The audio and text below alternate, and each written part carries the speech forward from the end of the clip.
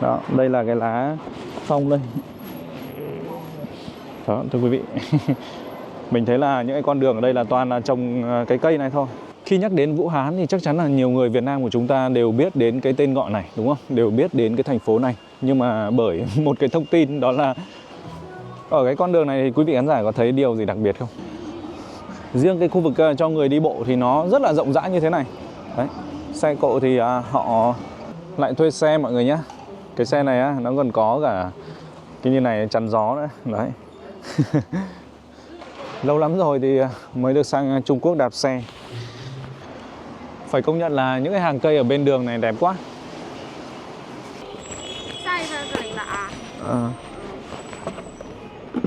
Đó, chị này chị vừa bán hàng mà cũng vừa livestream luôn. Đó. Cái quán này nó ấn tượng đặc biệt thật đấy. Mình ăn xong rồi mà mình vẫn còn phải đứng lại nhìn đây. Cái loại bánh mà trước đây ở Quế Lâm Linh từng mua, đúng không nhỉ?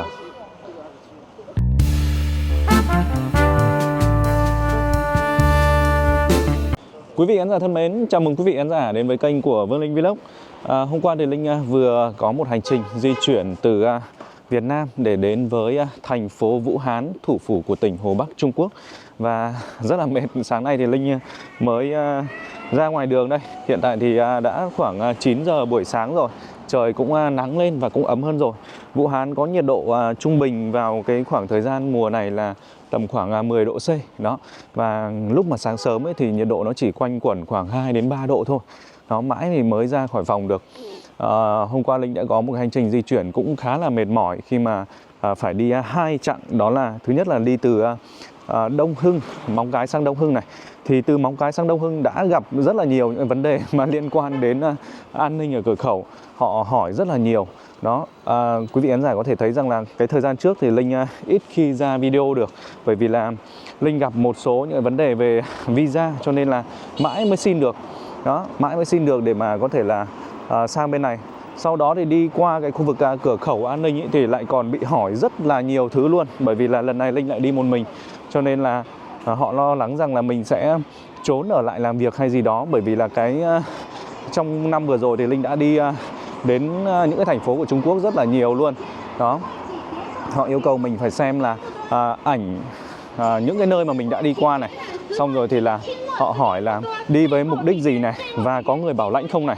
Đó, sau khi mà có người bảo lãnh là họ bình thường ấy là mình cũng ghi cái số điện thoại của người bảo lãnh, nhưng mà lần này là họ gọi cho cái người bảo lãnh luôn. Đó, và rất là bất ngờ luôn.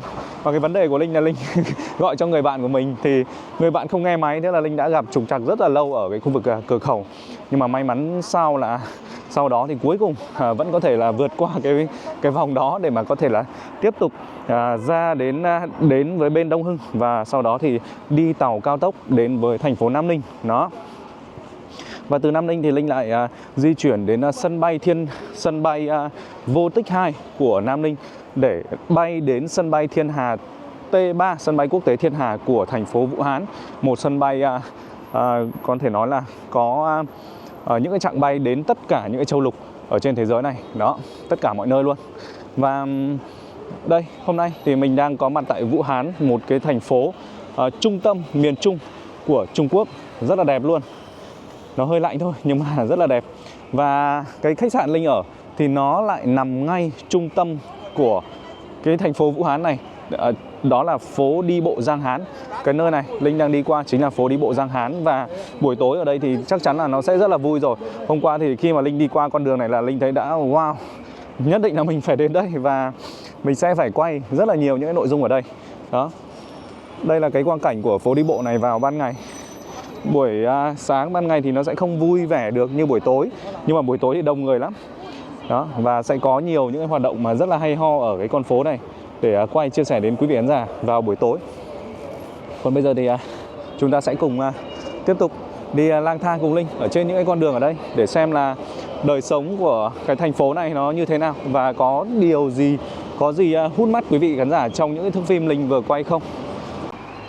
Quý vị khán giả có thấy những người đang kéo vali này không? Thì bởi vì là gần cái khu vực trung tâm này có rất là nhiều khách sạn luôn. Và khách sạn Linh ở thì nó cũng là một cái khách sạn thuộc hàng giá rẻ thôi. Cái phòng Linh ở là khoảng 86 tệ cho một đêm. Nhưng mà đó là tại vì những ngày này là những ngày gọi là những ngày thường trong tuần thôi. Đến cuối tuần và những ngày lễ thì chắc chắn là nó sẽ đắt hơn rất nhiều. Đó. Ví dụ như là Linh đã thử xem là cái ngày lễ thì đến ngày mai 2 ngày nữa vào ngày 31 ấy, thì bắt đầu từ ngày đó trở đi là cái giá vé nó phải tăng lên khoảng 5-6 lần luôn. Đó, giá cái phòng khách sạn ấy. Và đây là con phố trung tâm của họ. Ở đây thì mình sẽ nhìn thấy những cái kiến trúc nó hơi kiểu Thượng Hải cổ điển phương Tây nữa. Đó, kiểu phương Tây. Trông rất là sạch sẽ, đẹp mắt luôn. Và những cái hàng cây ở bên đường thì cũng như vậy luôn này. Mùa này là mùa đông rồi, cho nên là những cái lá cây ở đây ấy, thì nó chuyển thành những cái màu vàng úa, trông đẹp mắt lắm. Cái thành phố này thì trông nó rất là hiện đại luôn ấy. Vũ Hán là một thành phố có cái lịch sử rất là lâu đời, hơn 3.500 năm rồi. Đó, và là cửa ngõ của 9 tỉnh, có nghĩa là nó nằm ở trung tâm của Trung Quốc luôn, trung tâm của miền Trung Trung Quốc luôn. Vậy nên là nó có một cái hệ thống giao thông về đường sắt cao tốc này, hay là những cái hệ thống giao thông ví dụ như là ở sân bay này, đó thì gần như là kết nối hết với tất cả các tỉnh thành của Trung Quốc. Riêng cái khu vực cho người đi bộ thì nó rất là rộng rãi như thế này. Đấy, xe cộ thì họ cũng đấy, nó kẻ vạch hết rồi, mình để xe ở đâu là như thế nào là mình nhìn cái là mình biết luôn. Đó. Đây là một lối xuống tàu điện ngầm. Thì từ sân bay Thiên Hà cách với cái trung tâm nơi mà Linh đang đi đây là hơn 33 cây số. Thì từ sân bay Thiên Hà thì chúng ta có thể là đi tàu điện ngầm luôn. Dưới nhà ga sân bay thì có hệ thống tàu điện ngầm. Chúng ta xuống dưới đi tàu điện ngầm để đến trung tâm này. Đó, trong vòng hơn khoảng 40 phút thì phải, khoảng 30 đến 40 phút thì chúng ta sẽ đến được cái vị trí này, vị trí trung tâm của thành phố. Đây đang có một cái xe rửa đường cho nên là hơi ồn ào một chút.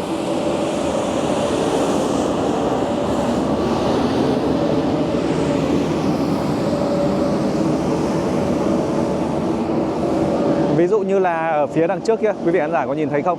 Kia kìa. Đó vừa là một cái lối xuống với có thể nói là những cái thành phố dưới lòng đất của Trung Quốc. Thứ hai đó là lối xuống với hệ thống tàu điện ngầm. Đó. Đây là một cái điểm để ngồi chờ xe buýt của người dân này. Đó. Khi mà đi đến với mỗi thành phố ở Trung Quốc ấy, thì chúng ta sẽ thấy những cái nét đặc trưng riêng đấy. Ví dụ như là chúng ta khi mà Linh vừa đặt chân đến thành phố Vũ Hán này thì Linh cảm thấy là nó trông hơi hướng châu Âu một chút. Trông hơi hướng châu Âu, những cái phong cách thiết kế về nhà cửa ở đây thì nó có xu hướng như vậy. Ở thành phố này thì chúng ta đến đây lại có thể là đi những cái chiếc xe đạp như này rồi. Đó. Những cái chiếc xe đạp tiện lợi, công nghệ. Quét mã là chúng ta có thể lấy xe và đi bất cứ đâu ở trong thành phố thôi. Về chi tiêu thì có lẽ là lát nữa thì mình phải đến những cái gọi là tiệm mà bán hàng thì mình mới nắm rõ được. Nhưng mà theo như Linh tham khảo trước đó thì nó cũng là một cái nơi mà ăn uống rẻ thôi, không phải là đắt đỏ gì đâu, so với những cái thành phố khác của Quảng Đông giống như là ở Thâm Quyến hay là ở Thượng Hải chẳng hạn. Trong này thì Linh thấy có những cái dãy bán hàng ấy, vậy nên là mình sẽ thử bước theo con đường này đã, xem là trên này họ bán những cái đồ ăn gì. Linh còn chưa ăn sáng luôn. Hôm nay thì ra khỏi khách sạn hơi muộn một chút, bởi vì là tối qua Linh rất là mệt khi mà mình phải đi lại 2 chặng đường. Và đến cái chặng thứ 2 mà Linh đi máy bay nó còn có một cái vấn đề cơ, đó là khi mà Linh đặt vé máy bay Linh điền sai cái thông tin số hộ chiếu. Vậy nên là khi mà đến sân bay thì ban đầu làm thủ tục đã rất là rắc rối rồi, nhưng mà sau đó thì được cái sự hướng dẫn, người ta dẫn mình đi đến tận những cái quầy lễ tân hay là những cái quầy mà soát vé, tóm lại này kia là để mình có thể là chỉnh sửa lại cái vé máy bay của mình sao cho nó khớp với các phòng ban khác để mình có thể được lên máy bay đấy. Họ rất là nhiệt tình luôn đấy, phải công nhận là cái đội làm dịch vụ của Trung Quốc nó làm tử tế, nhiệt tình, không đỡ được luôn. Nhiều khi là mình cũng phải wow bất ngờ luôn. Ở cái con đường này thì quý vị khán giả có thấy điều gì đặc biệt không? Đó là nhiều người đi bộ. Đó, toàn thấy đi bộ thôi này. Xe cộ thì cũng có nhưng mà ít. Ở trên kia thì mới thấy ô tô đi lại. Mà đường này thì nó cũng không phải là đường cấm xe hay gì đâu, nhưng mà rất là ít đây. Chủ yếu là đi bộ bởi vì là thực tế là đi tàu điện ngầm nó rất là tiện luôn đấy. Hôm qua Linh đi từ sân bay Thiên Hà để đến chỗ khách sạn này là hơn 33 cây mọi người nhé, mà hết có 7 tệ. 7 tệ mà bây giờ kể cả nhân với 4.000 thì cũng chỉ hết 28.000 thôi, tiền Việt Nam. Đó. Tỷ giá trong cái thời điểm Linh quay thì cái video này đang là khoảng 1 tệ thì đổi ra được khoảng 3.900 tiền Việt mình.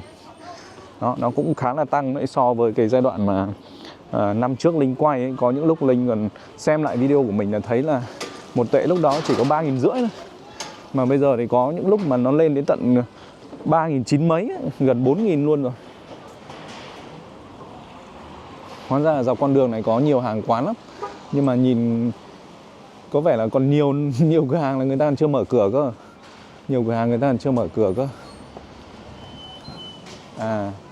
Đây là một cái quán bán đồ ăn sáng đây. Những cái loại bánh gì đây. Tóm lại là đồ ăn sáng. Nhưng mà sáng nay thì mình lại không thích ăn bánh lắm. Trong khi là trông bánh nó cũng hay đấy, nhưng mà thôi, bánh này để hôm khác đi. Sáng nay muốn ăn một cái món khác cơ. Nước mía này. Có vẻ như là cái con đường này thì nó có thể là nó bán đêm, vậy nên là sáng nay nó chưa mở cửa. Có thể nó bán đêm. Trong những cái ánh đèn như thế thì trông có lẽ là sẽ phù hợp với buổi tối hơn. Đây massage cổ vai gáy các thứ này. Đấy, còn chưa mở cửa luôn. Có lẽ vì họ bán đêm và cũng có thể là họ mở muộn. Bởi vì Trung Quốc thường là người ta cũng mở muộn lắm, tầm phải khoảng 10 giờ sáng cơ thì bắt đầu những cái cửa hàng người ta mới mở. Còn buổi tối thì họ lại bán rất là muộn. Nhiều khi là người ta bán qua đêm luôn đấy. Đó mọi người nhé, đây là đường Giang Hán này, Chiang Hán này, đó. Giang Hán. Thôi, tạm thời là cứ đi lang thang đã mọi người nhé. Cũng chưa biết là phải đi đâu.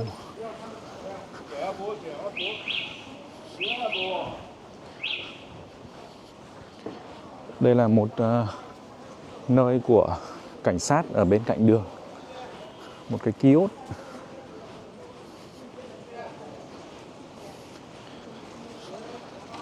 Xem kênh của Linh hay là kênh của Vương Khang ấy là cứ đi lang thang như vậy mọi người ạ.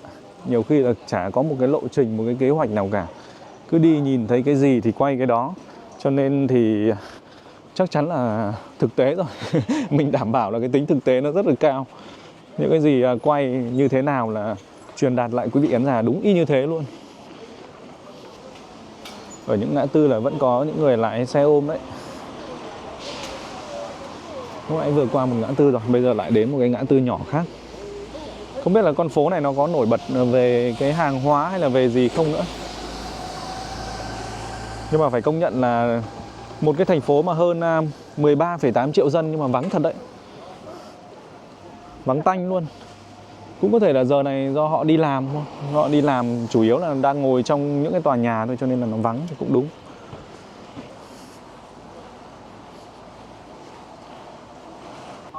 Hóa ra là mình đoán cũng đúng. Cái đường này nó là một cái đường mà nó liên quan đến một mặt hàng cụ thể đấy. Đấy là những cái đồ mà liên quan đến máy móc, máy tính ấy. Ý là đồ công nghệ đấy. Ví dụ như là máy tính, máy in, hay là những cái sản phẩm công nghệ khác. Nó tương đương như thế. Bên kia thì cũng thế. Vũ Hán là một thành phố được kết hợp giữa 3 cái thị trấn cổ của Trung Quốc. Đó là thị trấn Hán Dương này, thị trấn Vũ Xương và thị trấn Hán Khẩu. Đó, cái tên Vũ Hán là được hình thành dựa trên 3 cái thị trấn cổ đó. Đó.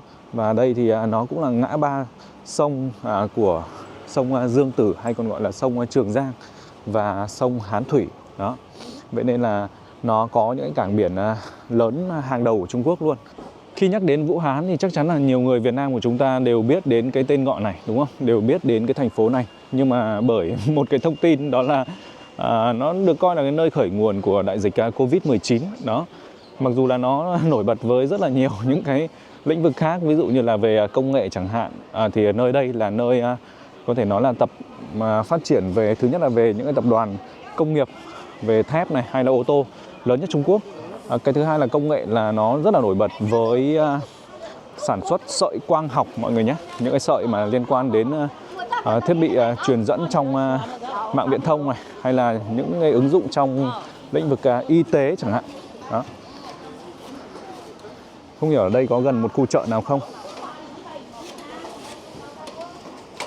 Bà chủ này hóa ra có cái chặt mía như này hay ghê á. Một cái chặt mía như này mà người dân của chúng ta mà biết làm, biết dùng thì có cái máy này thì cũng kể ra cũng hay.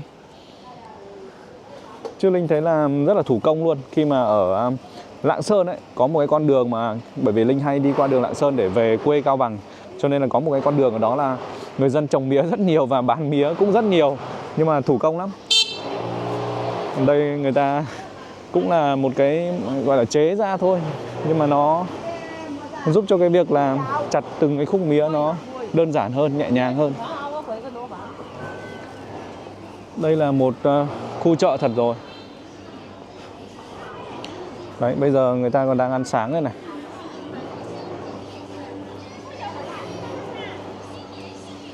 Những cái quầy ăn sáng nho nhỏ. Những cái món ăn sáng cũng giống như bao cái thành phố khác mà mình thường ăn thôi. Sữa ngô, sữa đậu, trứng, thịt vịt này. Đó, một cửa hàng tạp hóa.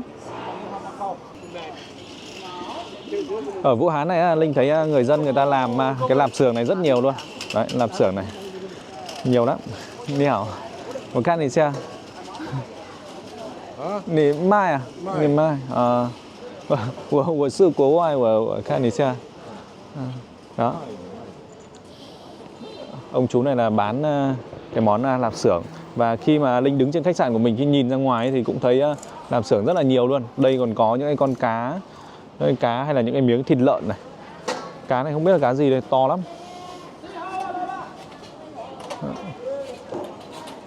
Trông hay hay. Đấy, chặt mía nó cứ phải như này thì nhẹ nhàng hơn.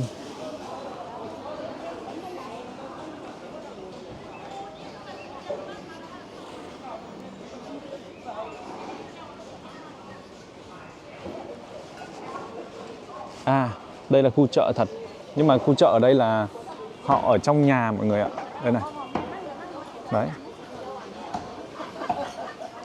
Bây giờ thì đa phần là chợ thì nó cũng có từng khu như này hết rồi. Để mà thấy được những cái khu kiểu chợ bán hàng vỉa hè ấy, thì có lẽ là phải đến những cái thành phố, những cái nơi ở Quảng Tây ấy mới thấy nhiều.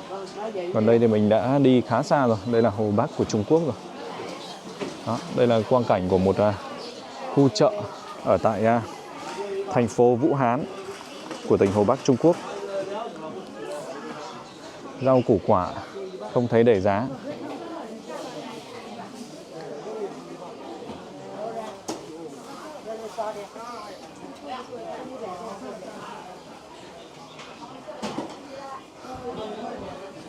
Trứng này, từng túi nhưng mà người ta lại lấy ra cân nhé mọi người, chứ không phải là mua theo quả đâu, mà là mình lấy từng túi như này, xong rồi là họ sẽ cân lên. Đó. Chợ này cũng nhỏ thôi, nó chắc là chỉ phục vụ đa số cho những cái dân cư quanh quanh đây thôi.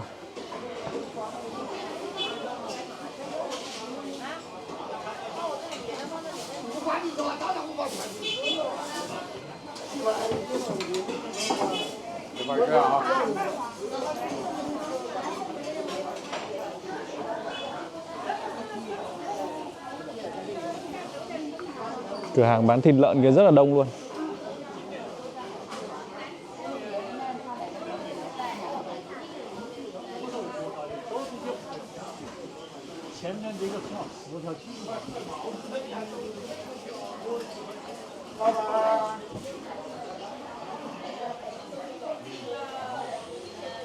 Các loại gạo, Linh nhìn thấy rằng là cái giá thành trung bình của một cân gạo ở đây là cũng khoảng tầm nó là từ 6,5 tệ này, 5 tệ cũng có, mà 3,5 tệ cũng có.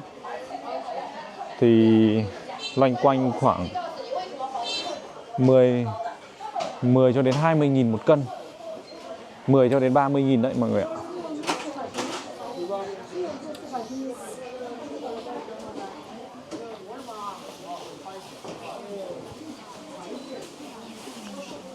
Thôi chúng ta lại ra ngoài đường thôi. Đấy, ví dụ đây mọi người nhé. Hóa ra nó còn rẻ hơn cơ. Đây, 2,4 tệ cũng có, 2,6 tệ cũng có.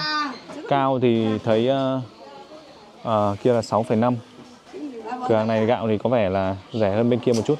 Những loại gạo của cái cửa hàng này nó rẻ hơn một chút.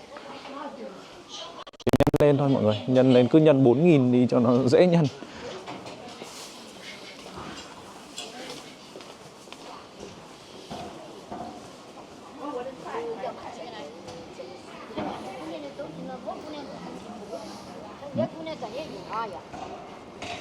Đấy nhá. Cô này cô cân trứng lên luôn.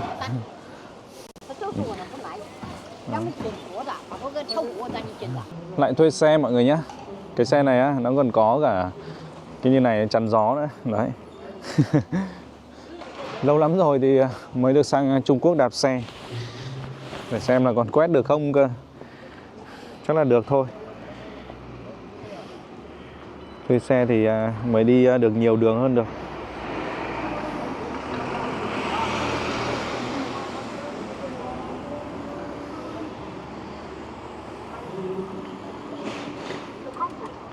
Đó, vẫn cứ quét như bình thường thôi. Nó sẽ tính thời gian này. Đấy, bắt đầu nó chạy rồi này, 7 giây, 8 giây rồi đây. Cơ bản là cũng rẻ thôi. Nhưng mà nếu mà một ngày mà mình cứ đi lại nhiều là cũng tốn tiền phết đấy. Nếu mà đi lại nhiều thì chỉ có là tìm chỗ nào nó thuê xe theo kiểu là thuê cả ngày ấy thì mới tiết kiệm được. Chứ còn Linh là cái kiểu đi quay, cứ đi một tí lại dừng thì nó tốn tiền lắm.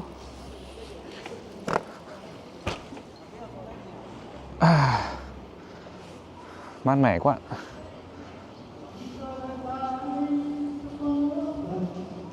Những cái thành phố này thì nó nổi bật về đêm hơn. Ban ngày thì chỉ có một là đi làm, hai là những người già ở trên những cái con đường là chính. Đường phố thì nó cũng vắng vắng như vậy.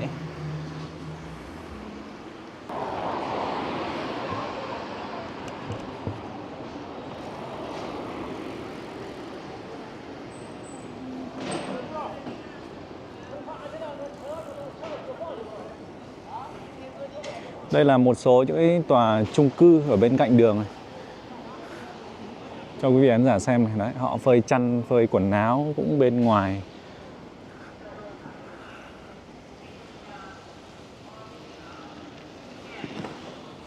Khu này nhiều chung cư lắm.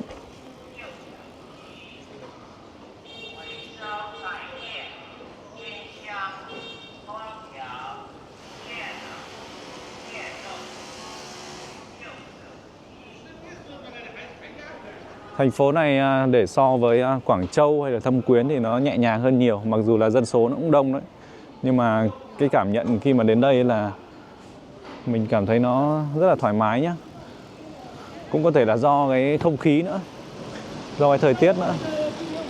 Nó nắng ấm, xong rồi thì đường nó cũng không quá đông.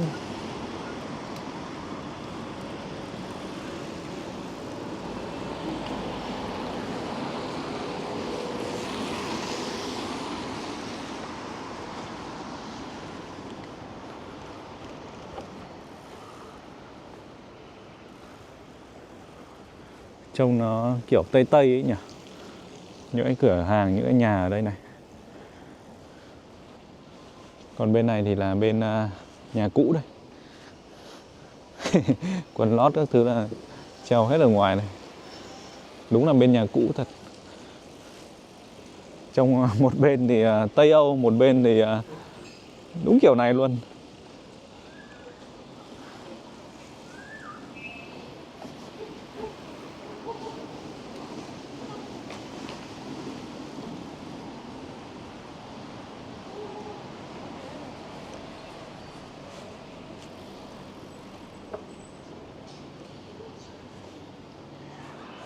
Thành phố này sau khi mà đi lại một chút ở trên đường thì Linh nhận thấy rằng là nó không quá màu mè. Những cái gam màu ở đây là nó chủ yếu là màu xám, màu trắng là chính. Xám với trắng thôi. Lạp xưởng thì thấy treo khắp nơi đấy.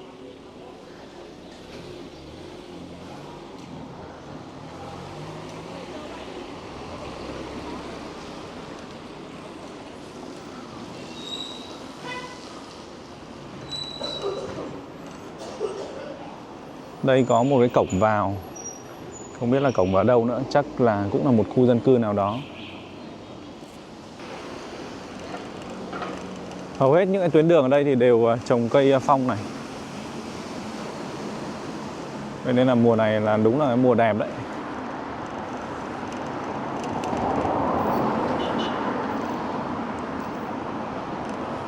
Mình vừa ra đến một cái đoạn đường này. Đường này thì nó rất là lớn đây.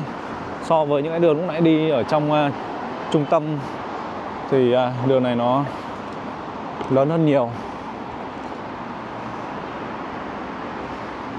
Cái làn bên trong này đây là làn cho xe đạp, xe máy thì cũng lớn như này luôn, cũng rộng như thế này luôn. Để có thể sang bên kia đường ấy thì chúng ta lại có thể đi qua những cây cầu vượt đường bộ như này. Có thể đi xe máy, đi xe đạp lên luôn. Đạp xe thì hơi mỏi chân đấy. Không hiểu sao ở đây người ta lại thả rông chó như này luôn đấy.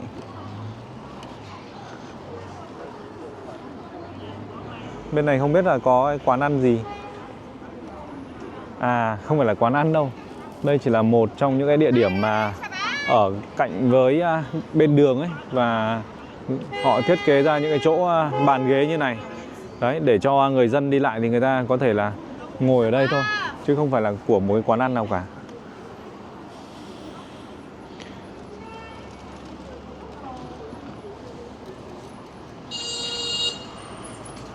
Trong ngày mai thì Linh sẽ đến thăm một người bạn đang học tại Đại học Vũ Hán. Đó.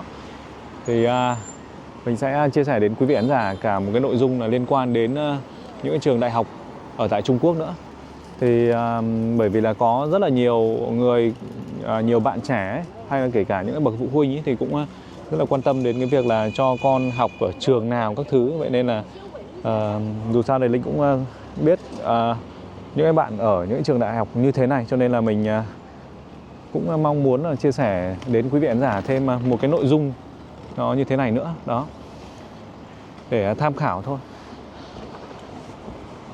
Đây là một ngã tư này và đó, cây xanh, cây cối rất nhiều đúng không ạ? Phương tiện thì ô tô, đi bộ là chính, còn không thì thấy đi xe đạp, xe máy điện.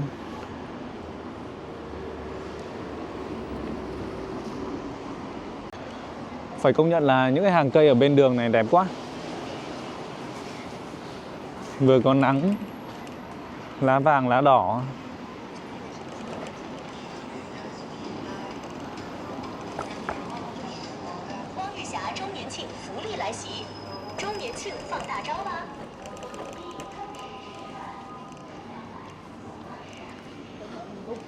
Họ đi hầu hết là xe điện ấy, cho nên là đường phố nó cũng nhẹ nhàng, im ắng, không quá là ồn ào. Lâu lâu có con xe xăng đi qua là biết ngay.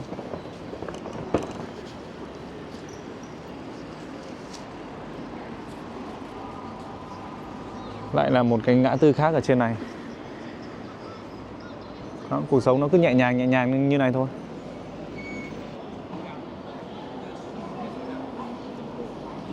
Con đường này là con đường của những cái cửa hàng điện thoại đây. Thấy Oppo, Honor này, thấy Huawei này, thấy cả Apple kìa.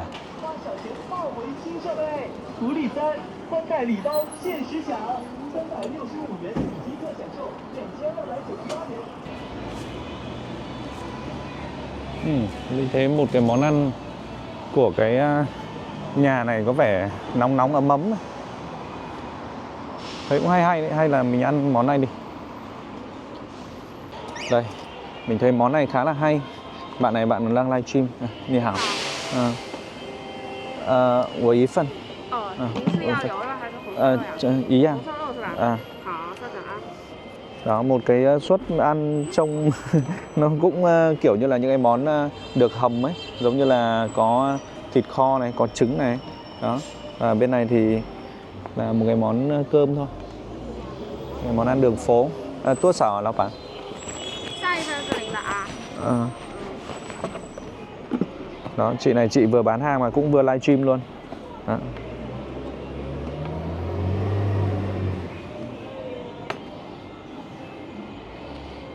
Thời tiết lạnh ăn những cái món như này trông hay đấy.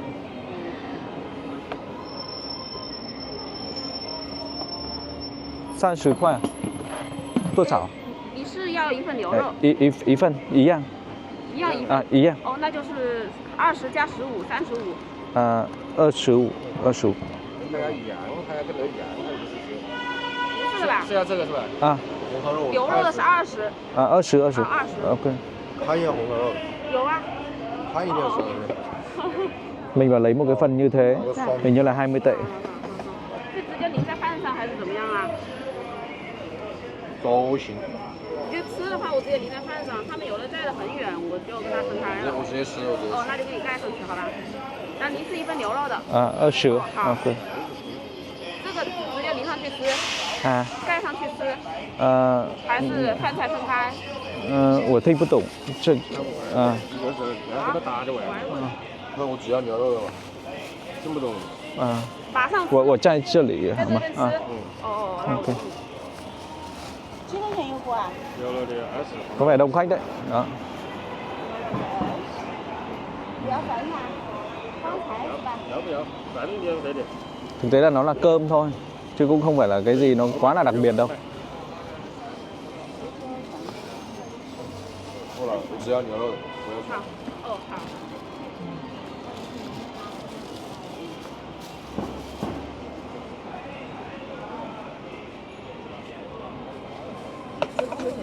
Cơm nhưng mà người ta bán ở ngoài đường phố cũng hay. Đấy, nếu mà ai mà muốn bán hàng vỉa hè bán như này mình thấy cũng hay này. 这里它是都有，我说胡萝卜炒豆烧牛肉，胡萝卜炒豆都有。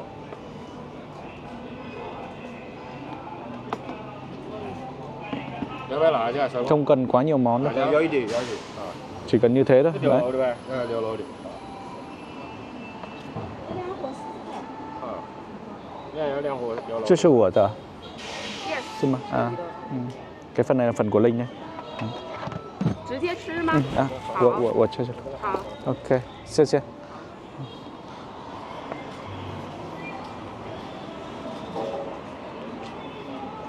Lại ngồi ngay ngoài này luôn. Đó thưa quý vị. Món ăn như này 20 tệ.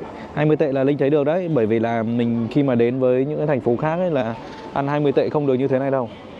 Cơ bản là tại vì ở đó thì cũng có thể là do là trong nhà hàng cho nên là trong quán, cho nên người ta cũng phải mất thêm những cái tiền về thuê địa điểm ấy. Đó. Còn mình thì ngồi ngay ngoài đường như thế này, chỉ có một cái ghế như này thôi.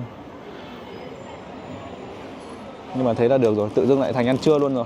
Ban đầu thì nghĩ là cái món ăn gì nó kiểu nó độc lạ nhưng mà không phải đâu. Đấy, thì bây giờ mời quý vị ăn trưa cùng Linh nhé. Đó.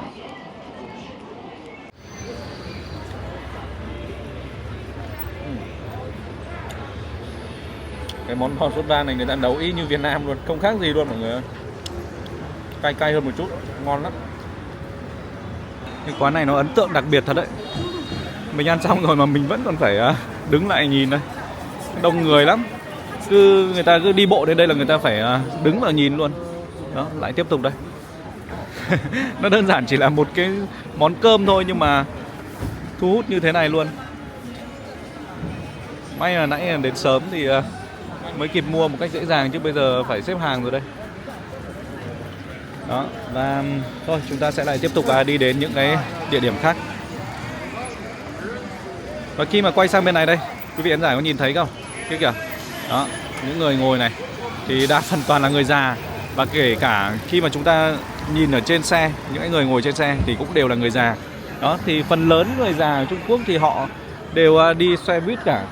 Chỉ có là những người trẻ thì lại đa số là đi tàu điện ngầm. Đó, vậy nên là ở trên đường ấy, là thấy người già nhiều hơn người trẻ là như vậy đấy. Cái hay của Trung Quốc ở trong những cái thành phố của họ là họ có rất nhiều những khoảng không gian rộng rãi như thế này để cho người dân có thể là gọi là có cái địa điểm để người ta ngồi, đơn giản chỉ là ngồi sưởi nắng, ngồi trò chuyện thôi, vui chơi. Đó, rất nhiều những cái chỗ nó như thế này luôn ở trong một cái thành phố, một cái trung tâm của cái khu vực dân cư này, hay là của những cái gọi là bên cạnh những cái con đường.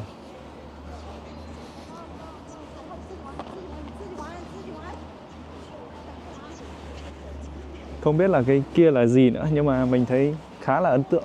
Một cái tòa nhà không rõ là tòa trụ sở của một cái cơ quan nhà nước hay là một cái khách sạn. Thấy một mình một góc luôn.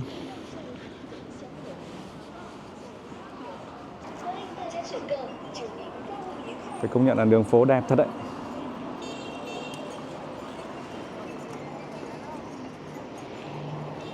Cái tòa nhà này là một cái tòa nhà dẹt, giống như là Linh thấy lúc mà ở Quảng Châu ấy, là cũng có một cái tòa nhà nó kiểu như thế này. Và đứng từ xa chụp ảnh sẽ rất là đẹp mắt. Cứ phải sang đường đã. Có vẻ như là mình sang lúc đèn đỏ rồi.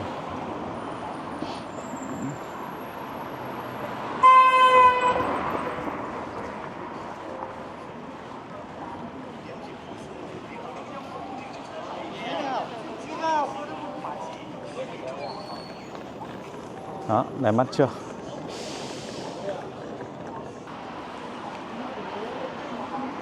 Nó không bị ô nhiễm tiếng ồn ấy, cho nên là cảm giác con người nó cảm giác nó thoải mái lắm. Và đường xá nó sạch sẽ nữa. Đó, đường xá sạch sẽ, không khí trong lành. Nhiệt độ thì không quá lạnh, cũng không nóng. Đó, vậy nên là nó mới tạo nên một cái cảm giác thoải mái như thế. Đó, đây là cái lá phong đây. Đó, thưa quý vị. Mình thấy là những cái con đường ở đây là toàn là trồng cái cây này thôi. Nhưng mà Vũ Hán này còn nổi bật hơn là với cái cây hoa anh đào. Và để mà thấy hoa anh đào thì nghe nói rằng là phải đến chỗ Đại học Vũ Hán ấy, thì sẽ thấy nhiều hơn. Còn tạm thời là trên những cái con đường này là thấy chủ yếu là cây phong lá đỏ này. Nhìn đúng kiểu châu Âu luôn.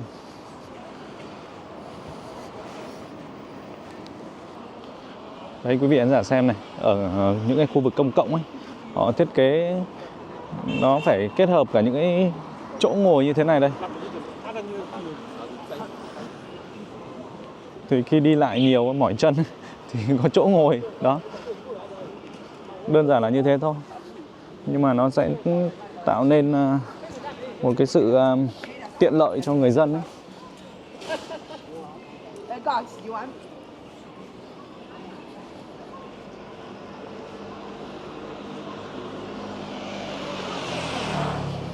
Loanh quanh một lúc ở đây thì Linh thấy một con phố mà có nhiều người bán hàng vỉa hè này. Họ kéo những cái xe như thế này ra bên ngoài đường để mà bán những cái chiếc bánh như thế đây. Đây là một cái cửa hàng về xúc xích, những cái món ăn đường phố. Phải công nhận là ở đây người ta đi bộ nhiều thật. Toàn thấy đi bộ là chính ấy.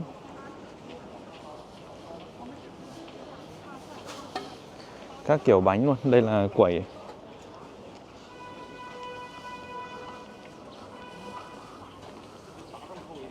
Đây cũng không biết là bánh gì nữa.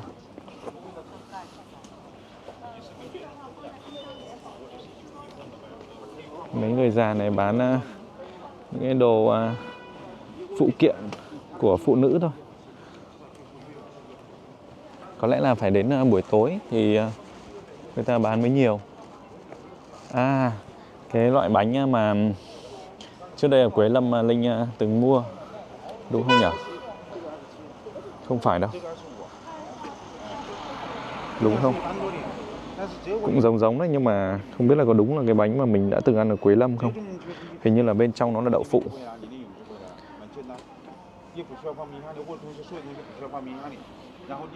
Ở Quế Lâm thì gọi là bánh hoa quế đó, nhưng mà có vẻ như là không phải đâu, mà đây là đậu phụ thôi.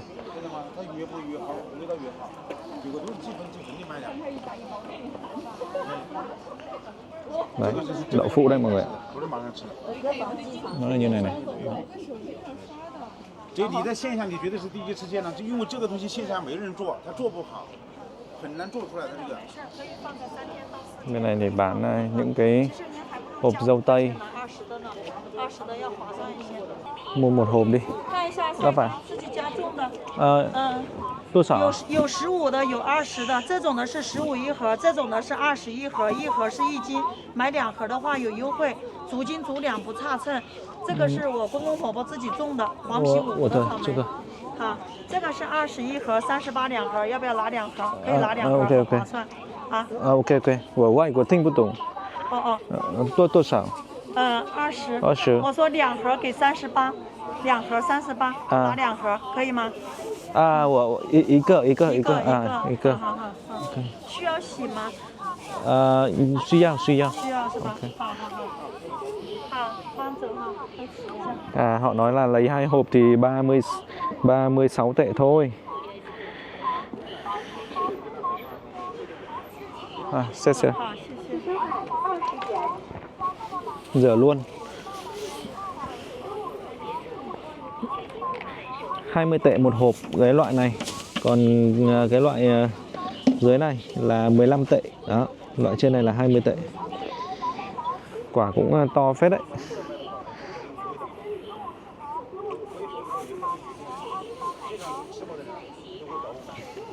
Mình lấy một hộp 20 tệ.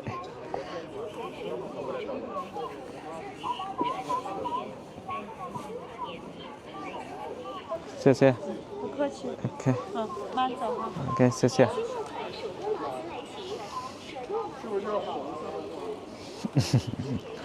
Ông chú này đau chân đấy. Phía trước có một cung tần mỹ nữ này. Đó. Đi đường ở Trung Quốc là hay lắm. Gặp nhiều bạn trẻ là mặc đồ cổ trang ấy, xong rồi cứ đi dạo, nói chung là đủ kiểu luôn. Có thể là người ta đi học nhé. Các bạn trẻ ấy, các bạn đi lên trường, lên giảng đường ấy, là cũng mặc như này luôn. Đó. Hay kể cả là đi ra đường phố, đi đến những cái nơi khác thì thỉnh thoảng chúng ta lại gặp những cái bạn như này. Trông hay. Bánh này không biết là bánh gì mà như con thuyền ấy. Xe này. Đổ hàng loạt luôn. Những cái xe này bởi vì là người ta hay dựng nó sát nhau, cho nên là một cái đổ là nó hay thường là làm cả đống nó đổ theo luôn. Vâng, thưa quý vị, trong tập này thì Linh đã cùng quý vị khán giả chúng ta đi trên một vài thuộc khu vực gần với phố đi bộ Giang Hán của thành phố Vũ Hán, tỉnh Hồ Bắc, Trung Quốc.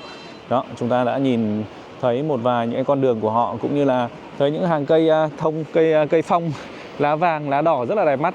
Đó, một cái nét khá là đặc trưng, đặc biệt mà khi mà đến đây thì nó rất là ấn tượng đối với Linh. Đó, và trong những ngày sắp tới thì Linh sẽ còn quay rất là nhiều những nội dung liên quan đến thành phố này để chia sẻ đến quý vị khán giả chúng ta biết hơn về những cái thông tin mà liên quan đến một thủ phủ của miền Trung Trung Quốc. Đó, hy vọng rằng là quý vị khán giả sẽ còn tiếp tục Linh trong những tập sắp tới. Xin chào và hẹn gặp lại.